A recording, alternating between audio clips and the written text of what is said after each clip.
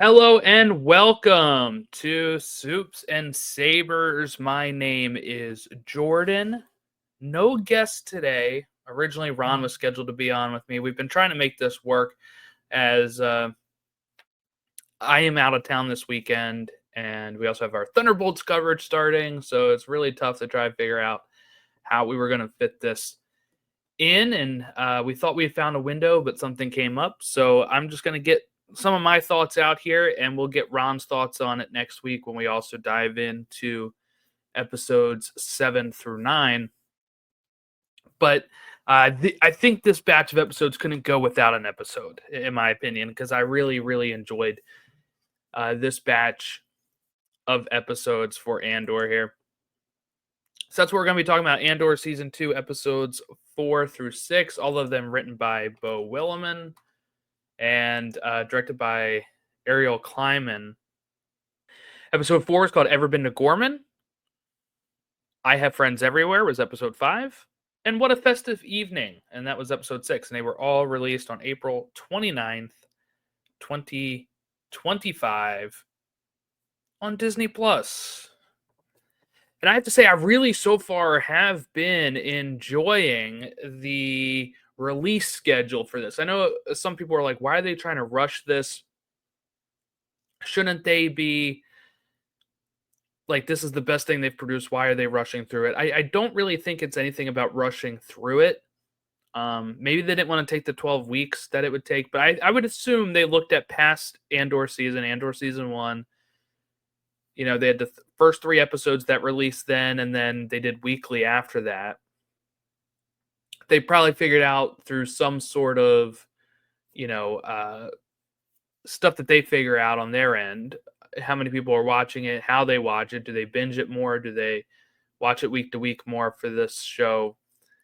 And I think that with each of these 3 episodes being a concrete arc, this has been awesome getting them released this way, because it's like you're watching a movie, almost a 3-hour movie every week, as you are. So we're getting we're getting 4 like 3-hour long movies of Star Wars every week at this point, and we are halfway through the release.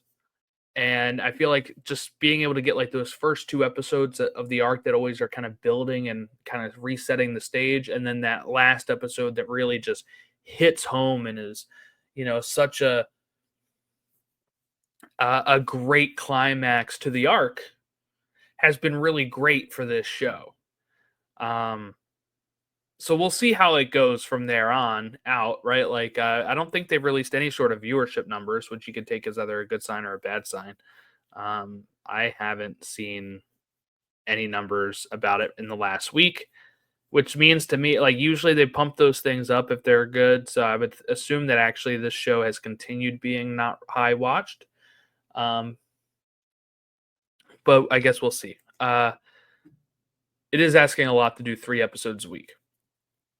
So just some general thoughts on the episode. Really dug these 3 episodes. I love the party scene that we're going to get to in episode 6, because it felt great seeing like all these characters that we've known in different scenes interacting in one scene. You know, we had like Lonni, we had Kleya, we had Mon Mothma, Krennic with Luthen, like everybody that like a lot of the big players and the spies and everything were in that meeting. So in that party scene. So I really love that. There was this great shot when they're getting the barrel and the chests from the shipment that they're stealing and putting it down the tunnel, where we kind of follow the barrel down the tunnel. I really, really enjoyed that. Like, that was a really cool shot. Stuff that you don't see a lot in Star Wars. I think the character work in these 3 episodes is outstanding, as per typical. And a good thing to see Dakar back on the screen. If you don't remember this planet, I remembered it as soon as it popped up, though I did have to figure out what movie it was from again, which sequel. I was thinking maybe it was Rise, but it is Force Awakens and the beginning of The Last Jedi, where they're fleeing this planet, but this is like the Yavin looking planet in The Force Awakens where the Resistance is actually headquartered. So pretty cool to see that this was like a rebellion place with Saw Gerrera before it became the Resistance stronghold in the sequel time frame. I also really loved how the Ghorman people felt distinct in their culture. It looks like they are based off the French. The way that their language is set up and everything, and the kind of accents that they use for that, very based on the French language. One thing I think we've seen a lot, and I would say probably more recently, and kind of like one of the knocks, if I had to put a knock on like a show like Mando or the Favreau Filoni time frame, is aliens not speaking alien, right? We seems like we don't get a lot of that. I know in the sequel trilogy, people's big complaints were like, we're not seeing a lot of the same aliens that we used to see. That didn't bother me too much, especially now that we've kind of gotten some of those aliens again in the shows and stuff. But it is like, you know, I love Pelimoto, right, from The Mandalorian. But you get a lot of those type of characters, like Peli, like the Jack Black and the Lizzo, where they're really just speaking straight up basic English with kind of our present day, almost present day vernacular type of delivery. And it feels like, and even in some of the animation, I feel like where the aliens don't have like super distinct of a culture, you kind of get that with some like the actual aliens that are like, different species.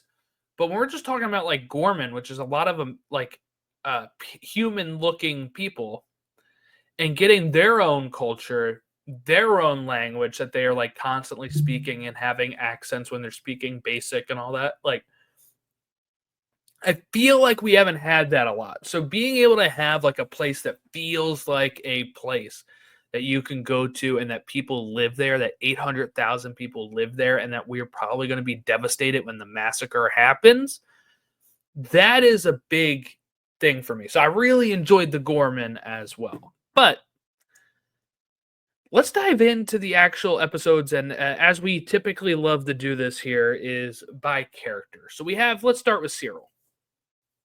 We kind of start with him. He's stationed on Ghorman at this point, and we're kind of like led to believe that maybe he's becoming sympathetic to them until it's revealed that he's getting this information for Dedra and Pendergast, and is kind of like an undercover spy for them.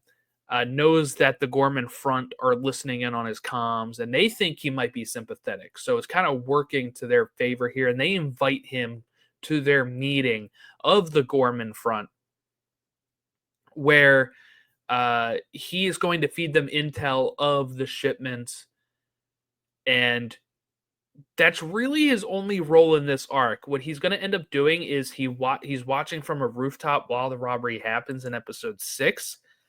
And this is where my big question about Cyril kind of comes in, because we learn that Dedra has not allowed to tell him the full plan. Pendergast kind of tells him, like, make sure Cyril doesn't know, like, he doesn't know fully everything and all that kind of stuff. That's a big deal. And he seems kind of shaken up at the end of this robbery attempt when the shots actually ring out and he's like, shots fired. And, he sees the rebels kind of escape, and he just kind of like leans back on the rooftop and is like breathing heavy, and I'm wondering if this is something that might affect him. Maybe not so much this, but when the massacre actually happens, can he turn, or is he too far down the path of the Empire? This scene kind of made me think that maybe some of those sympathies that he's doing on the comms might actually have a little bit more basis in reality than what he would like Dedra to believe.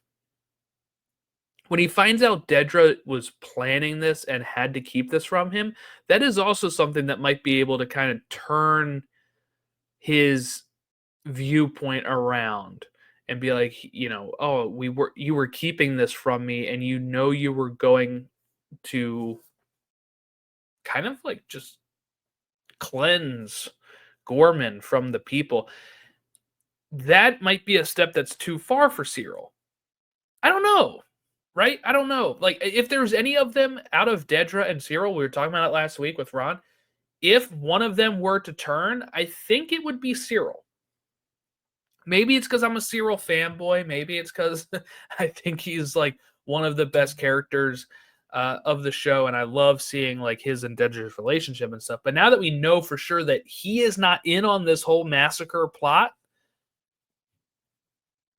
I could see him being the one to kind of turn face here and join the rebellion, or at least like break up from Dedra and they don't get their happy ending of them two together. That is something I'm thinking about how they might handle this relationship in the show. Let's talk about Dedra. So she's working on Ghorman. We know she's no longer on the Axis program. This is something Luthen is going to find out through Lonni, who's going to go ahead and tell him that that Dedra's been off of this program, and the one that is hunting down Luthen, she's off of that. That's kind of going to get Luthen interested in Ghorman when Lonni kind of says, hey, like, she's operating the Ghorman operation. That's when he kind of, it seems like, starts putting the plan together to get Cassian to go look at Ghorman. But, this is something that she had the idea of when she was talking with Krennic about, like, how to do this. And she was saying, like, you're going to have to get your hands dirty. You're going to have to get, like, paint, like, this kind of, like, rebellion group in a bad light here that's going to, and that's what it seems to be doing here. And that's kind of what Cyril's role is kind of to do, is kind of infiltrate this Ghorman front for Dedra, make sure the intel is right so that way they trust him, and then he will help bring them down. And I think he will regret that at the end of the day. But Dedra, I don't know if she will. It seems like she kind of didn't want anything to do with it last time, but now is part of it because she's been taken off of Axis and now might be thinking this might be, she may not be on the planet when it happens, and that might be enough distance for her to be like, you know what, this is fine. Right? This is fine. We'll see. Not too much with Dedra in this arc. Let's get to Andor and Bix. They have a lot of stuff to do in this arc here, as Andor is assigned a new alias, was Varian Sky, from Luthen, to go check out the Ghorman Front and see if they should continue working with them. Luthen's been in contact with them and kind of helping them make plans, but he is sending Cassian as his like liaison to figure out like, what do they know? Are they ready for this type of fight? Andor doesn't like what he hears or sees from the Ghorman Front and decides to tell Luthen when he comes up, like, cut off contact. Do not work with them. They are rushing. They are not prepared. They might try to, steal this, the shipment that is coming in to build this armory in the center of the town. But, there's no way to stop it at this point. It's kind of already as far gone as it can be. And Cassian's like, just no, like it's too much of a risk to be involved with them.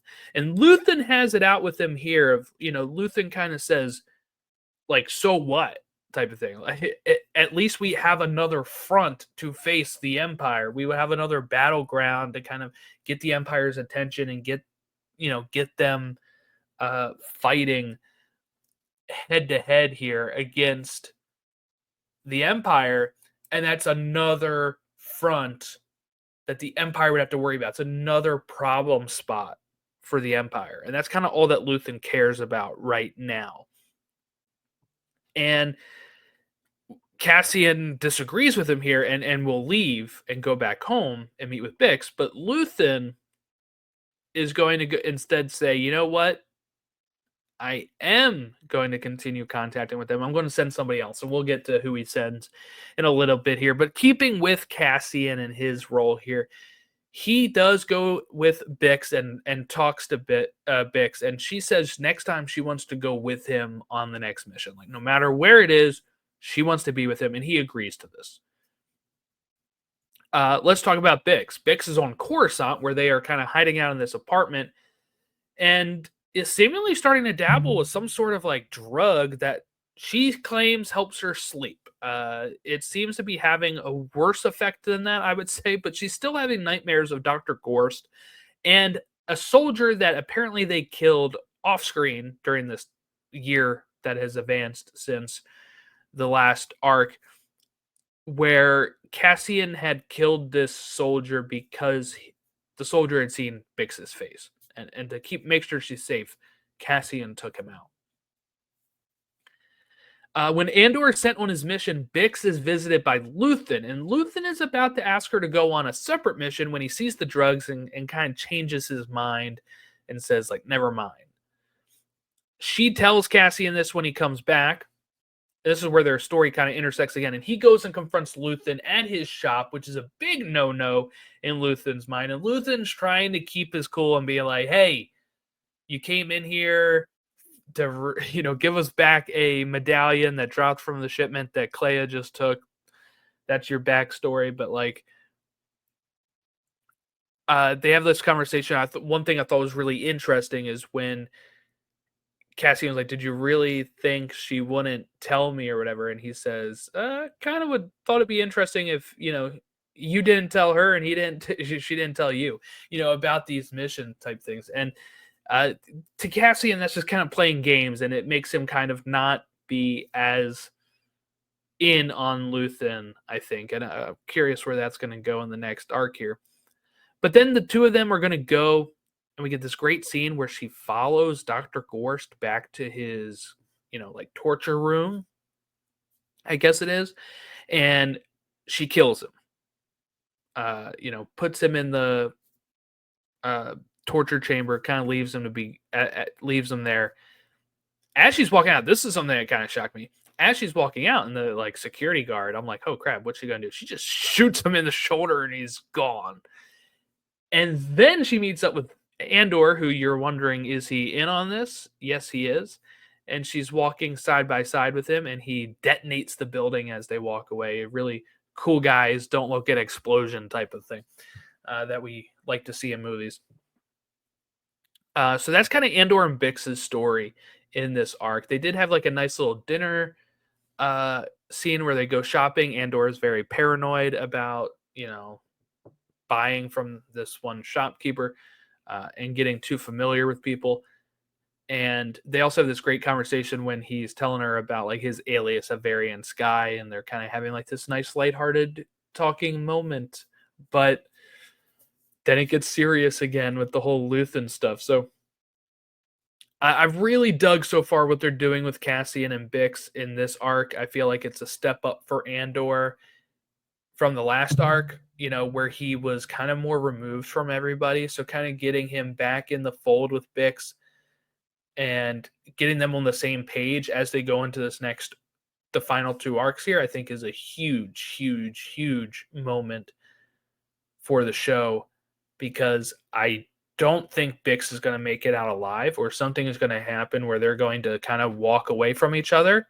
And he's going to kind of like essentially, I would assume, replace her with like K2SO as his like de facto partner, who we still haven't seen, but he is in this season supposedly. And I'm wondering, is it like next arc we get like a year later and he's like with K2? Are we going to see their meeting, or is it just kind of like they've met and we're going? Or is it that final arc where he gets introduced with, where K2 gets introduced, and it's like the final 3 episodes has K2 in it. I love K2SO. Alan Tudyk is phenomenal in the role.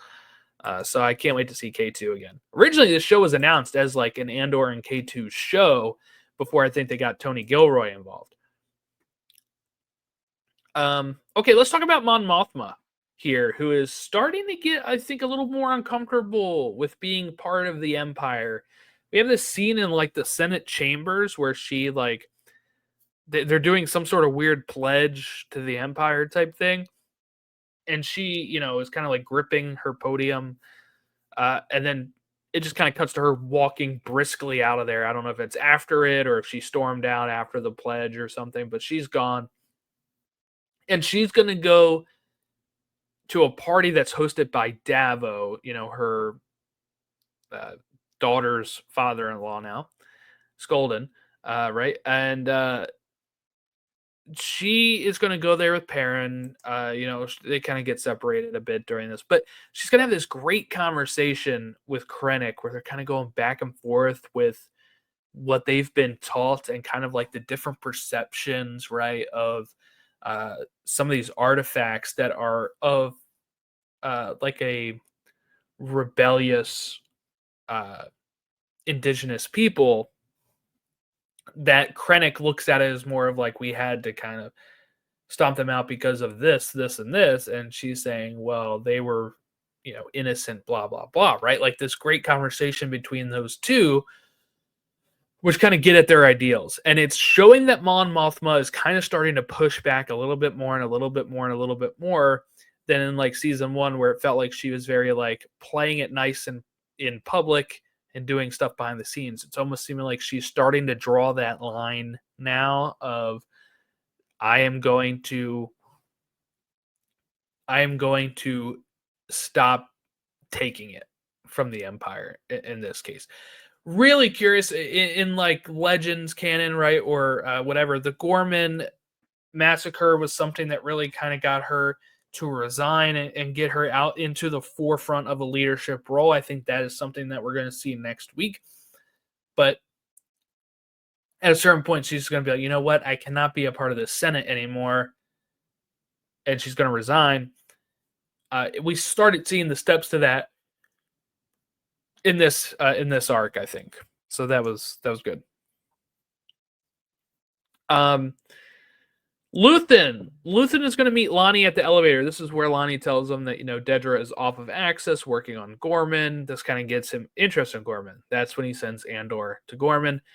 Now, he and Kleya are going to go to the party because earlier in this arc, they found out that there is Davo found a fake in his collection and wants to get the whole thing reappraised. And the thing is, they put a bug in one of the artifacts, and now they have to go get it. Very tense scene where, Kleya is going to take Lonni in there with her to kind of show him the piece and act like she's looking over it and telling him a story. She is telling him about the piece, and she says, like, remember this, so that way when we're questioned about it, it doesn't look suspicious. And she's trying to get the bug. The bug gets stuck a little bit, so she even starts bleeding from the way that this thing that she's trying to remove the bug with is like cutting into her skin in her hand as she's trying to pull it out of there. But one thing that really got me is Luthen and Kleya walking out of this party and him saying, we should have killed Krennic up there when we had the chance. And he's like joking as they leave. Like everything was kind of going their way that on that set. So they were having a good time. So as I mentioned before, Luthen does send somebody else to Ghorman when Andor fails, and he sends Vel. And Vel had said the only way she's going to do this is if Cinta is there to accompany her. Luthen, like I said, just wants anything to cause the Empire problems and ignore the issues. That's going to have a devastating effect here for Vel. They have 6 minutes for this heist. They have this great little round table while they're planning this, where people of the Ghorman Front are kind of speaking up of why should we trust these strangers, et cetera, et cetera. And they kind of say, look, it's this way. And if you don't do it this way, we're walking. And we got to do it tomorrow. And this is really good foreshadowing because they say it a couple times where Vel and Cinta are like, look, if we feel uncomfortable about it, we're just going to walk out. And they have that stipulation, but it never happens, right? The bad thing still happens because there wasn't really any sort of like vibe or like anything off. They even move, like I think the driver, Cinta says, hey, that one woman who was supposed to be the driver, I don't trust her. Let's get her out of the driver's seat. And what it is, it's like the rich person's son. I forget the rich guy's name right now. But who's kind of like leading the Ghorman Front. His son, they tell everybody at this table, me and Cinta are the only ones that are going to have blasters. Nobody else does. he does not listen to that, and he kind of, as like a drunken guy comes forward here, he is going to threaten him, pull out his blaster. They wrestle with the blaster, and it goes off. And they don't show who it is at first, and you're wondering it had to be Vel or Cinta, and you're just wondering which one it was. And it is Cinta who dies here, and Vel has to kind of handle that. She's shocked. They pick her up, they take her into the getaway vehicle, and while Vel is sitting there and the guy is crying for doing this, she has this great speech about, like, you don't get to cry about this. Like, you have to, pretty much, like, you have to grow up. Uh, you have to live with this. She's gonna be on you like your skin, essentially. She'll always be there. This is something you're gonna have to live with, and you don't really deserve the right to cry about this. And to be honest, while it is kind of ripping into him, it is like maybe not as much as what you would have expected for. Like, I feel like Vel kind of takes a higher road here than what she could have, losing the woman she loves right there. Um, just a brutal loss. And again, I just think the character work in this is great. We also got a great scene where Vel and Cinta are reconnecting and they have that kiss. And I just want to like commend the writing team, the showrunners, everybody that had anything to do with this scene, because this is how you do like a LGBTQ plus scene. And what I mean by that is we've had these in the movies, right? Where they're like, we're going to have the first gay character in Star Wars. And it's relegated to this background. Like I think it was in The Force Awakens, right? Where they're on Dakar, where there is a character that, after they beat Starkiller Base is kissing like another woman. But it's so far relegated, you have to know where it is. You have to know where it is, or else you're never really going to notice it. This is how you do representation, in the sense of you have these characters, you're having them on screen, you're giving them that moment. I thought maybe they would have backed out and not done as much of a steamy kiss as they did, and I'm glad they did, because it's like, yes, this is how you do that. This is ponying up to say we are going to put this into the show, and not doing just like the background thing that can get edited out easily for overseas releases and stuff like that. That is what I liked about their choice here. Own it. If you're going to do it, own it, right? And they owned it. So I really enjoyed that. That is kind of what people have been asking for when they ask to see themselves in Star Wars, not the stuff they can get easily cut out. Okay, and then we had Willman and Saw Gerrera. So Willman goes to Dakar, which is, like I said, the home of the Resistance in The Force Awakens. He visits Saul, and he has to teach a guy in Saul's company how to work on this like very volatile fuel thing to extract it.